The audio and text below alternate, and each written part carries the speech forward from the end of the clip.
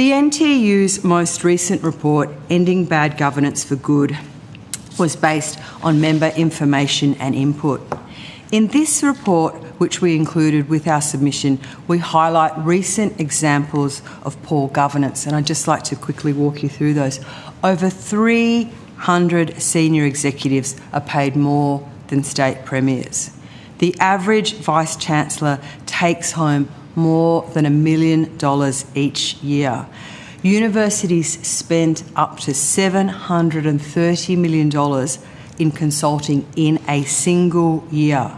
68% of us, or of those who are employed in higher education, are employed on an insecure basis. Systemic wage theft totals $271 million. $271 million. But this, we argue, is only the tip of the iceberg, because we know universities have set aside another $168 million. Universities fail when it comes to workforce planning, leading to a redundancy merry-go-round. This undermines staff's capacity to provide pastoral care for students and the world-class research our communities deserve. At the NTU, we have heard countless shocking stories. Today, I'm accompanied by several of our members who will speak to their own experience of governance failures. They can tell you directly about the erosion of checks and balances, of the opaque appointments to governing bodies that has allowed this broken governance model to survive and flourish. This is underpinned by a toxic culture that fights tooth and nail against accountability, transparency, and aggressively tries to silence dissent. When people stand up in the best interests of staff and students, they are often met with disgraceful intimidation. We cannot allow this culture to prevail, given universities' primary role is to serve the public good. There is too much at stake not to act on this deep governance crisis. This is why our submission makes constructive recommendations for urgently needed reform.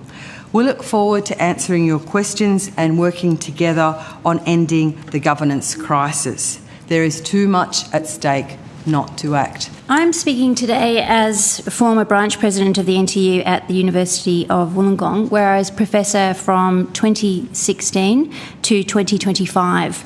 My position in humanities was disestablished in the most recent restructure, along with 90 academic staff, with more job losses to be announced on Monday, and we expect around 150 further job losses to be announced on Monday. In my experience, the periods of time spent dealing with restructures outweigh the time spent outside of them.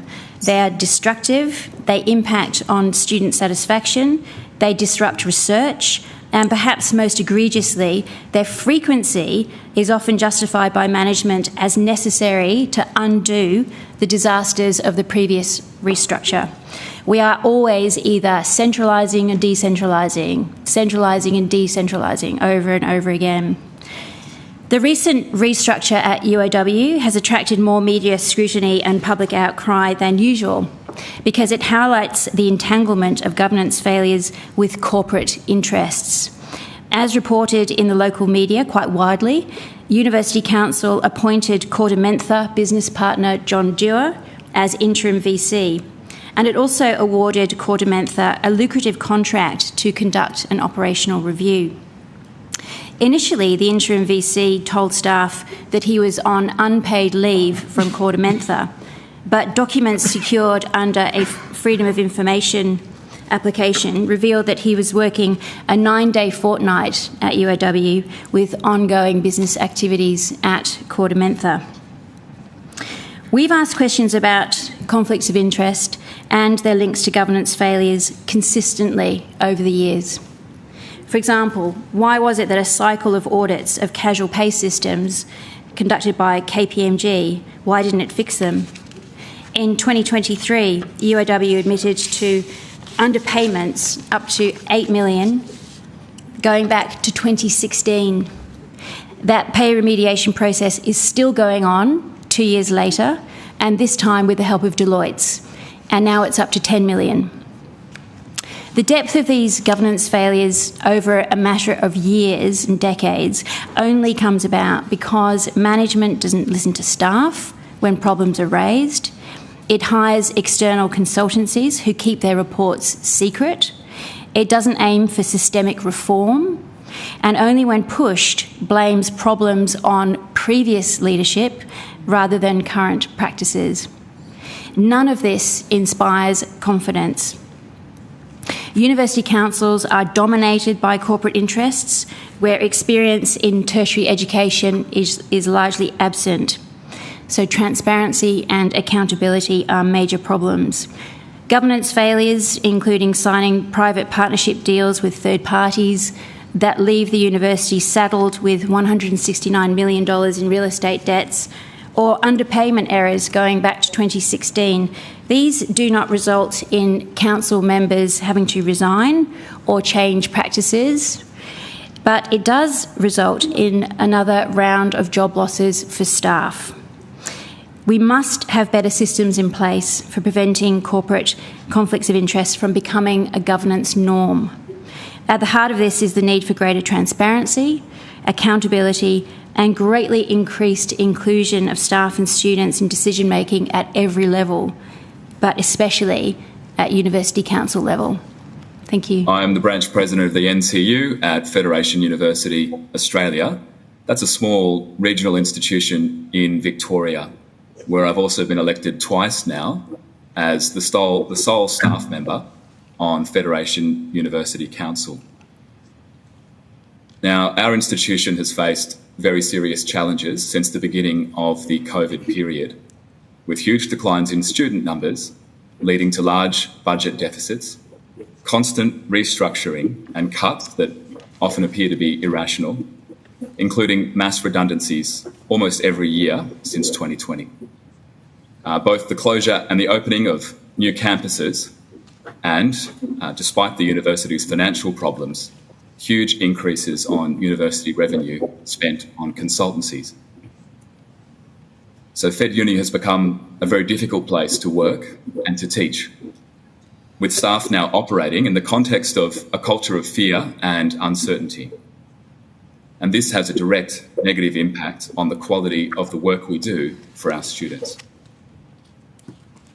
My own experiences as a staff-elected councillor reflect these problems and, from a governance perspective, reflect what I regard as hostility towards staff members who ask questions or raise concerns about the decisions and behaviour of management. I've been subject to intimidation, vilification, attempts at silencing, and what appeared to me to be threatening behaviour from the Chair of Council, our university's Chancellor, Terry Moran. I'll just go through a few examples of these experiences for you. I was excluded from an item in my very first council meeting upon being elected, and not informed of this until I read the minutes of that meeting. I was told by a former council secretary that raising items for discussion is not the done thing, and since then I've been criticised when I've attempted to do so. I've had my contributions mocked by the Chair, the Chancellor, who's also interrupted me on several occasions and moved the discussion onward before I've been able to share my views and ask questions. Last year, the Chancellor sent a letter containing unfounded allegations and serious implications regarding my honesty and integrity. A letter that went to senior staff across the university, including some of my colleagues, supervisors and so on, as well as councillors. I was then unable to exercise a right of reply to this letter, as requests from me that my reply be sent to the recipients of the Chancellor's letter were denied. I was once called into a meeting by the Chancellor where I was instructed to quieten down in relation to my role as spokesperson of the Fed Uni NTU branch. Those were the words used, I remember them well as similar words to that effect, and I found that instruction to be threatening. The Chancellor has also shouted at me repeatedly in meetings, and that has also felt like an attempt to intimidate and silence. So these and other experiences are, in my view, highly problematic from the perspective of the treatment of staff members at our institution. But to bring this back to the theme of this important inquiry, it's also highly problematic from the perspective of governance.